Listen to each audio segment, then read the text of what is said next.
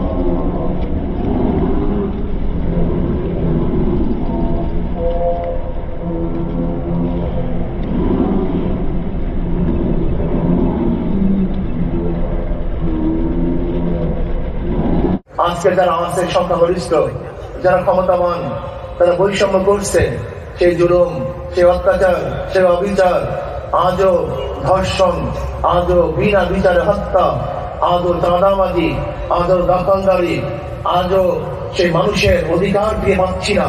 আজকে গরিব দুঃখী মেহনত মানুষ তাদের অধিকারের জন্য আন্দোলন করছে।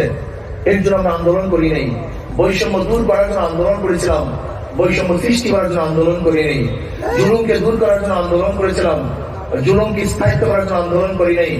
দুর্নীতিকে দূর করার জন্য আন্দোলন করেছিলাম, দুর্নীতিকে পোষণ করার জন্য আন্দোলন আমরা করি নাই। আজকে গরিব দুঃখী মানুষের অধিকারকে ফিরিয়ে দেওয়ার জন্য আন্দোলন করেছিলাম। তারা দুঃখে দিনে মরবে, আমাদের সামনে না খেয়ে থাকবে, বস্ত্রহীন থাকবে, ক্ষুধার্ত অবস্থায় থাকবে, এক মুঠা খাদ্যের জন্য কাক এবং কুকুরের সাথে ডাস্টবিনে লড়াই করবে। এরকম দেশের জন্য আমরা আন্দোলন করি নাই।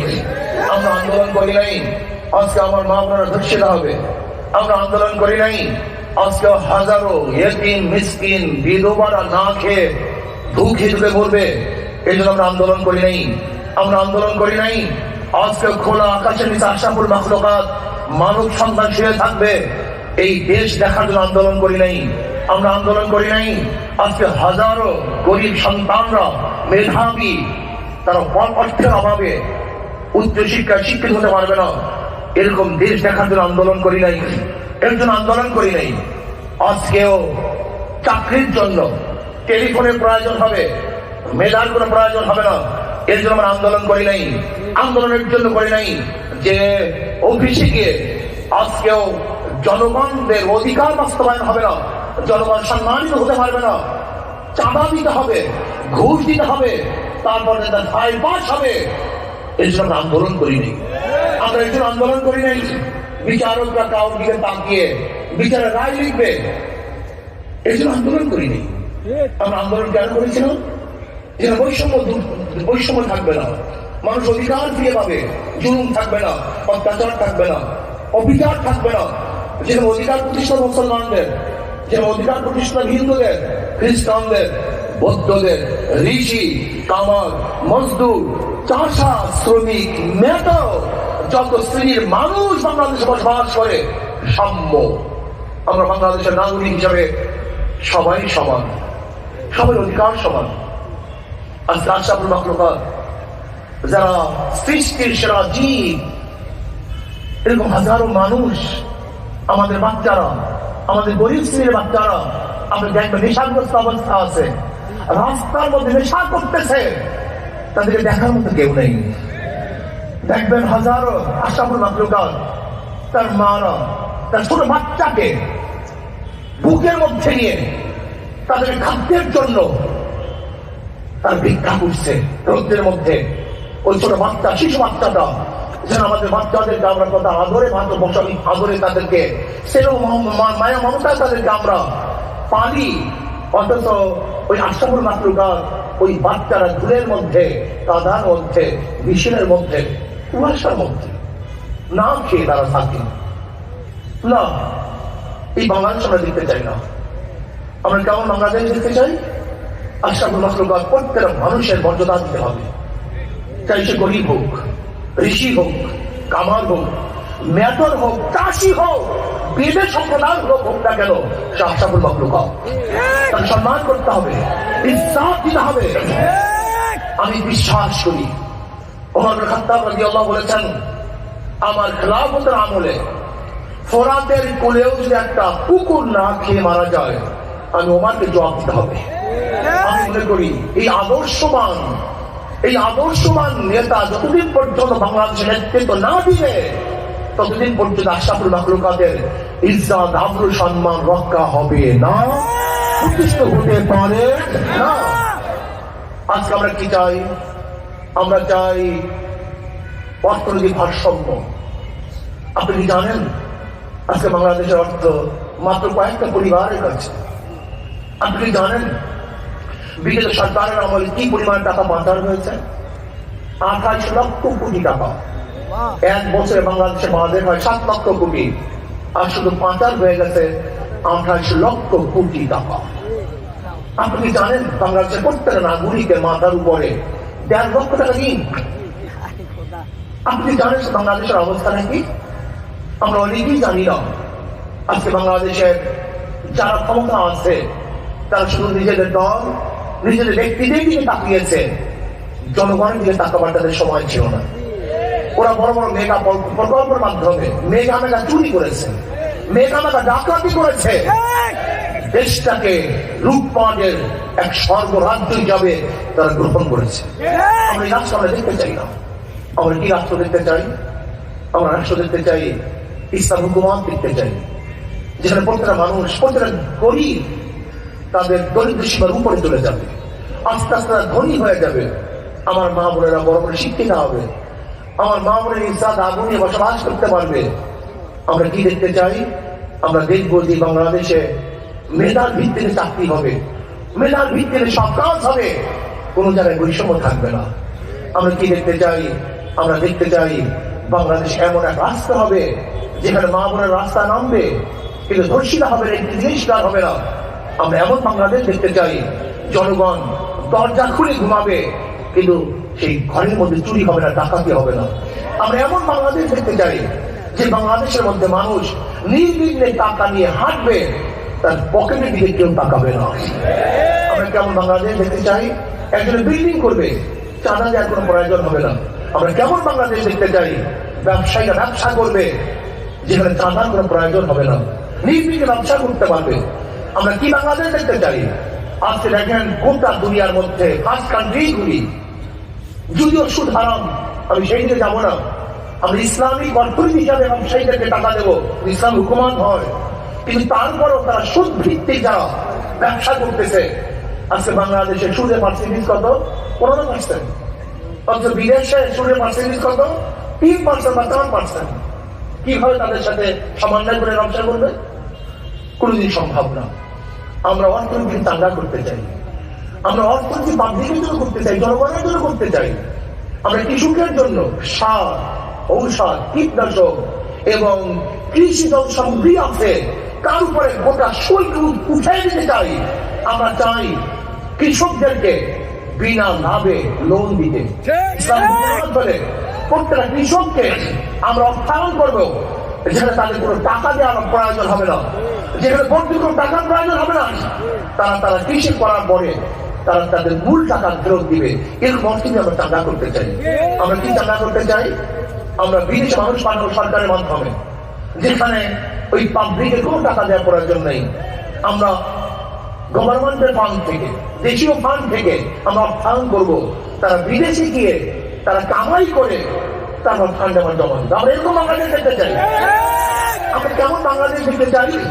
আমরা বাংলাদেশ দেখতে চাই যে বিদেশিরা যারা আছেন, আমাদের প্রবাসী বন্ধু যারা আমাদের অর্থনৈতিক কান্ডারি, আমরা মনে করি এনএস যারা আমাদের বাংলাদেশে পাঠান, ওদের জন্য এমন সম্মানের আসন করতে চাই। যারা বাংলাদেশে আসবে, বাংলাদেশে যখন পাড়া দিবে, ইয়ারপে যারা থাকবে তাদেরকে জনাব, মুহতারাম অথবা স্যার এরকম সম্মান সুযোগ শব্দ তাদের জন্য ব্যবহার করতে চাই। আমরা কি চাই? বিদেশ থেকে যখন আসবে মনে করতে হবে এরা আমাদের বাংলাদেশের উন্নয়নের একজন সহযোদ্ধা, উন্নয়নের সহযোদ্ধা, আমাদের রেমিটেন্সের সহযোদ্ধা। তাদের ইজ্জত আবরুকে রক্ষা করতে চাই।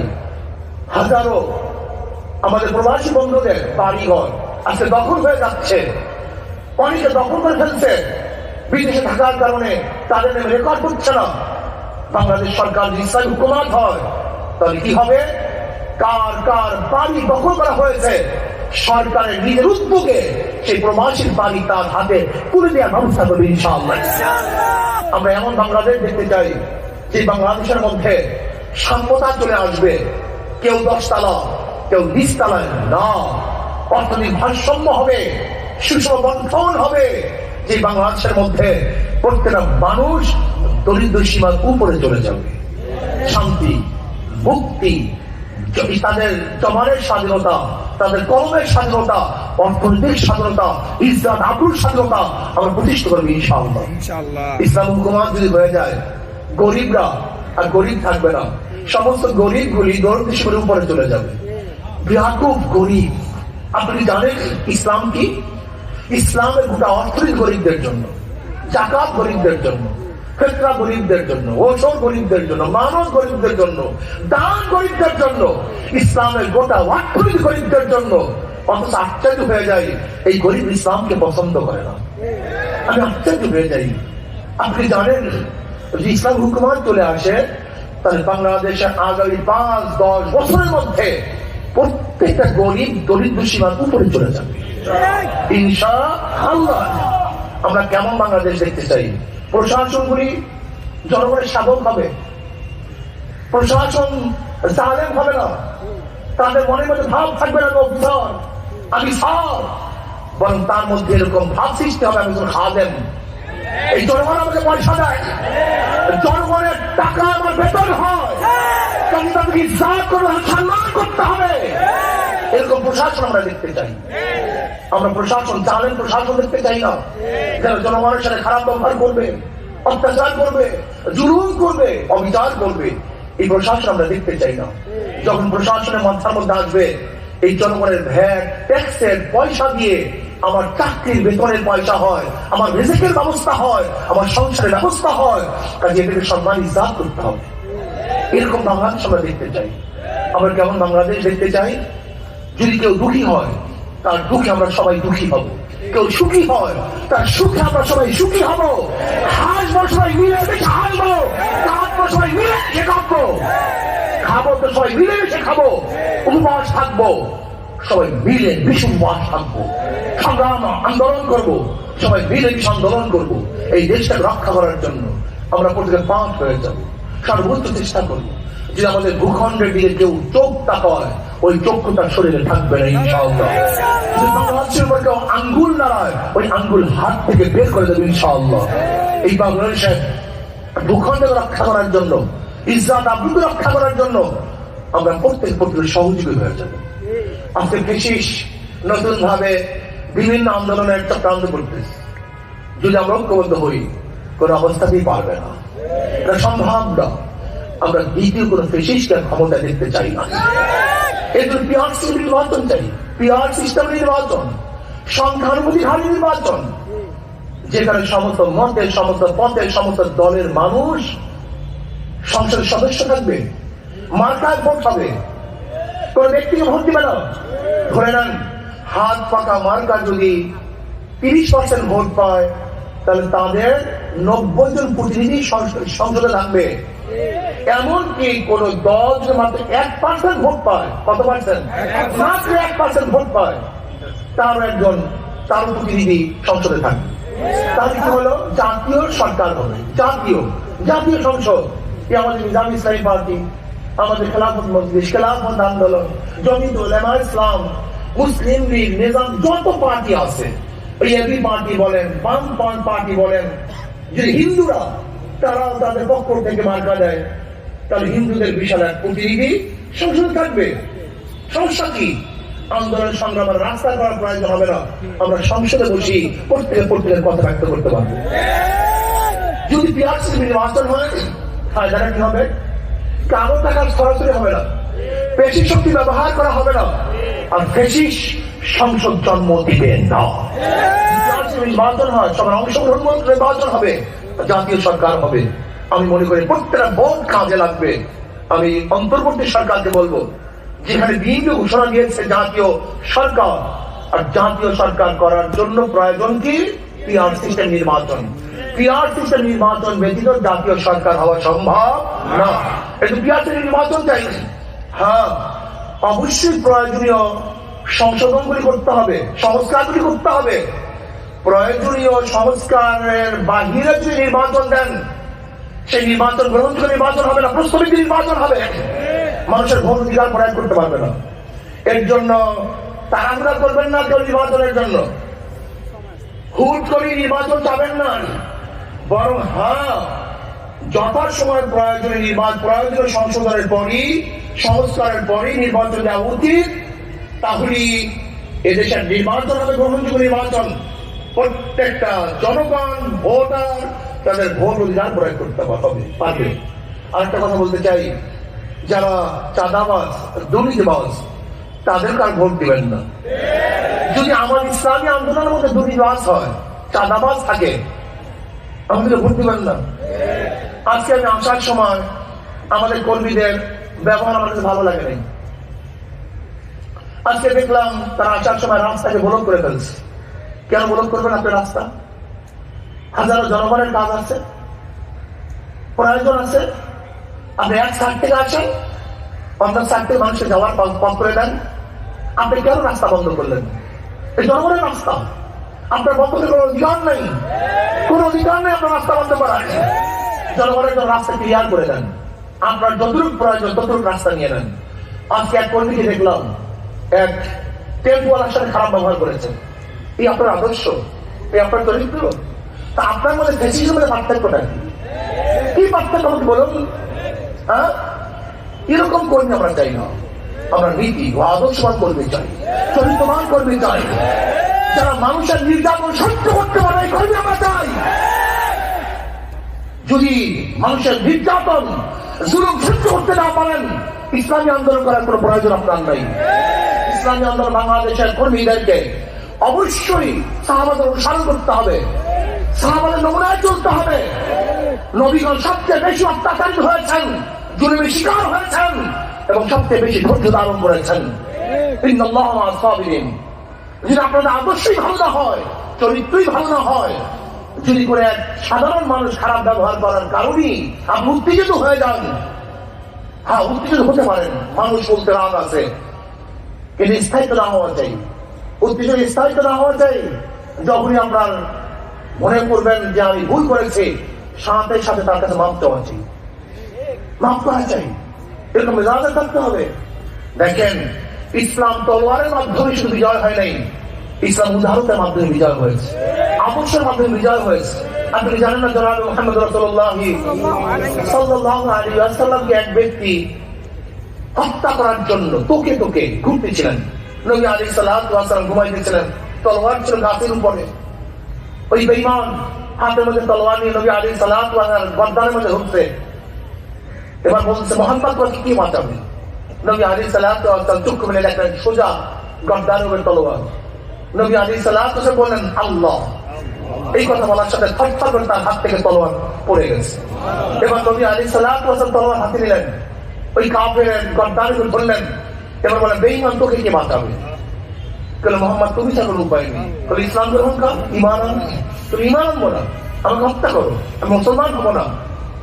তুমি হত্যা করো, কিন্তু কলেমা পড়বো না। নবী আলাইহিস সালাতু ওয়াস সালাম কোনো কথা বলেন না।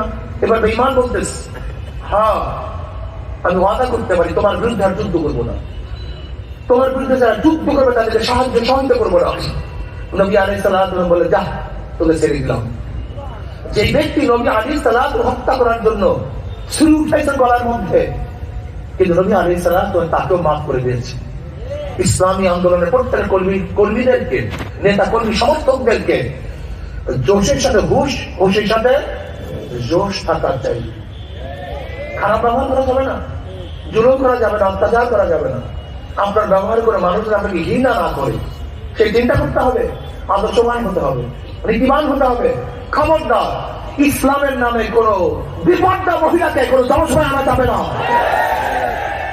ইসলামের হুকুমাতের নামে কি শুরু করেছেন আপনারা? শুরুটা কি করেছেন? ইসলাম শব্দ বাদ দিয়ে দেন, ইসলাম শব্দ বাদ দিয়ে যা বলে যায় তাই করেন।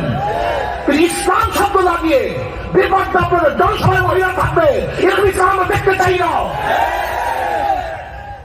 ধোঁকাবাজি করবেন না, ইসলামের নাম দিয়ে যা ইচ্ছা তাই করবেন, এটা বাংলাদেশের মানুষ মানবে না, মানতে পারে না। ইসলাম শব্দ বাদ দিয়ে যা মনে চাই তাই করেন। আমরা সমস্ত রাজনৈতিক দলকে কিছু বলবো না, কারণ তাদের ইসলাম নাই। ইসলামী আন্দোলনের নাম দিবেন, ইসলাম নাম দিবেন, আর সেখানে শরীর বিরোধী কাজ করবেন, এর ইসলামী আন্দোলনের কোনো প্রয়োজন নেই। আমি স্পষ্ট ইসলামী আন্দোলন বাংলাদেশের প্রত্যেকটা নেতা কর্মীকে বলবো, শরীয়তের খেলাফ কোনো কাজ করা যাবে না। ইসলাম হুকুমত কায়েম করবো শরীয়তকে বাস্তবায়ন করার জন্য, শরীয়তকে ধ্বংস করার জন্য নয়। আর শরীয়তকে ধ্বংস করে কিসের ইসলাম হুকুমত? কেবল সামনে ইসলাম হুকুমত কায়েম করার জন্য। শরীয়তকে বিরোধিতা করে কেবল সামনে ইসলাম হুকুমত কায়েম করার জন্য, এরকম ইসলাম হুকুমত আমরা চাই না। আমরা চাই শরীয়তের ভিত্তির ইসলাম হুকুমত। আমরা কি চাই? আল্লাহ কালামে পাকের মধ্যে ফরমান, আল্লাযীনা ইন মাক্কান্নাহুম ফিল আরদি আকামুস সালাহ। যুবকদের ক্ষমতা দিতাম, তারা নামাজ কায়েম করতো। এখন আপনাদের জনসভায় কি নামাজকে ধ্বংস করার জন্য আপনারা যাচ্ছেন? নামাজ কায়েম করা আসল উদ্দেশ্য। অথচ দেখা যায় আমরা জনসভা করবো আর সে নামাজকে ধ্বংস করে ফেলবো। এরকম ইসলামী আন্দোলন বাংলাদেশ আমরা চাই না। ইসলামী আন্দোলন বাংলাদেশের প্রত্যেক নেতাকর্মীকে শরীয়তের মানদণ্ডে ঠিক থাকতে হবে, অক্ষত থাকতে হবে। এখানে কোনো ছাড় নাই।